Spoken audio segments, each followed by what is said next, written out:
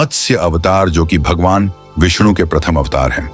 इसी अवतार के बारे में आज हम जानेंगे कि ऐसा क्या कारण था जो भगवान विष्णु को मत्स्य अवतार यानी मछली के रूप में अवतरित होना पड़ा।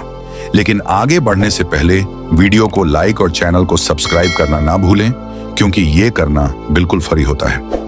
एक बार ब्रह्मा जी की असावधानी के कारण एक बहुत बड़े दैत्य ने वेदों को चुरा लिया। उस दैत्य का नाम हयग्रीव था। वेदों को चुरा लिए जाने के कारण ज्ञान लुप्त हो गया। चारों ओर अज्ञानता का अंधकार फैल गया और पाप तथा अधर्म का बोलबाला हो गया। तब भगवान विष्णु ने धर्म की रक्षा के लिए मत्स्य रूप धारण किया। कल्पांत के पूर्व एक पुण्यात्मा राजा तप कर रहा था। राजा का नाम सत्यव्रत था। सत्यव्रत पुण्यात्मा तो था ही, बड़े उदार हृदय का भी था। प्रभात का समय था, सूर्योदय हो चुका था। सत्यव्रत कृतमाला नदी में स्नान कर रहा था। उसने स्नान करने के पश्चात जब तर्पण के लिए अंजलि में जल लिया तो अंजलि में जल के साथ एक छोटी सी मछली भी आ गई। सत्यव्रत ने मछली को नदी के जल में छोड़ दिया। मछली बोली, राजन, जल के बड़े बड़े जीव छोटे छोटे जीवों को मारकर खा जाते हैं। अवश्य कोई बड़ा जीव मुझे भी मारकर खा जाएगा। कृपा करके मेरे प्राणों की रक्षा कीजिए। सत्यव्रत के हृदय में दया उत्पन्न हो उठी। उसने मछली को जल से भरे हुए अपने कमंडल में डाल लिया। तभी एक आश्चर्यजनक घटना घटी। एक रात में मछली का शरीर इतना बढ़ गया कि कमंडल उसके रहने के लिए छोटा पड़ने लगा। दूसरे दिन मछली सत्यव्रत से बोली, राजन, मेरे रहने के लिए कोई दूसरा स्थान ढूंढिए, क्योंकि मेरा शरीर बढ़ गया है।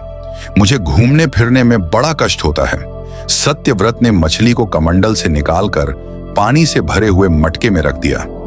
यहां भी मछली का शरीर रात भर में ही मटके में इतना बढ़ गया कि मटका भी उसके रहने के लिए छोटा पड़ गया।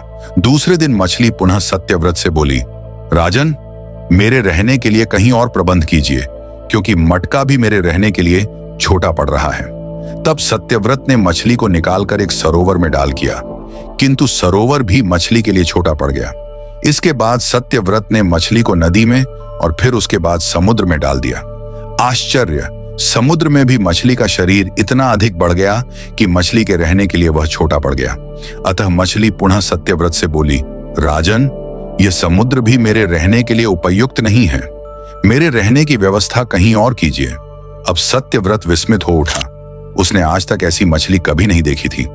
वह विस्मय भरे स्वर में बोला, मेरी बुद्धि को विस्मय के सागर में डुबो देने वाले आप कौन हैं?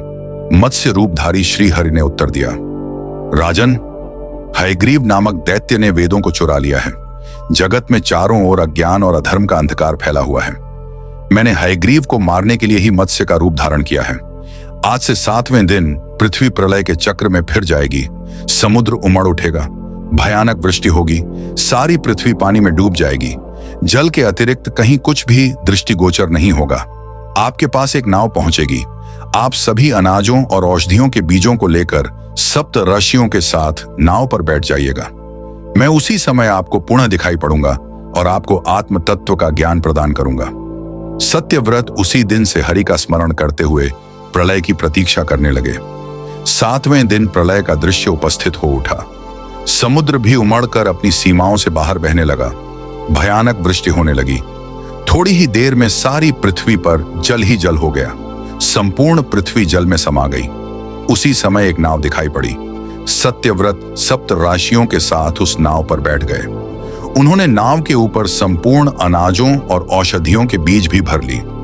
नाव प्रलय के सागर में तैरने लगी। प्रलय के उस सागर में उस नाव के अतिरिक्त कहीं भी कुछ भी नहीं दिखाई दे रहा था। सहसा मत्स्य रूपी भगवान प्रलय के सागर में दिखाई पड़े। सत्यव्रत और सप्त अर्षिगण मत्स्य रूपी भगवान की प्रार्थना करने लगे। भगवान से आत्मज्ञान पाकर सत्यव्रत का जीवन धन्य हो उठा। वे जीते जी ही जीवन मुक्त हो गए। प्रलय का प्रकोप शांत होने पर मत्स्य रूपी भगवान ने हयग्रीव को मारकर उससे वेद छीन लिए। भगवान ने ब्रह्मा जी को पुनः वेद दे दिए। इस प्रकार भगवान ने मत्स्य रूप धारण करके वेदों का उद्धार तो किया ही, साथ ही संसार के प्राणियों का भी अमित कल्याण किया। तो दोस्तों, ऐसी ही सनातन धर्म से जुड़ी कहानियों को जानने के लिए हमारे चैनल को सब्सक्राइब कर अपने सनातन धर्म का ज्ञान प्राप्त करें। मिलते हैं आपसे अगली वीडियो में, तब तक के लिए धन्यवाद।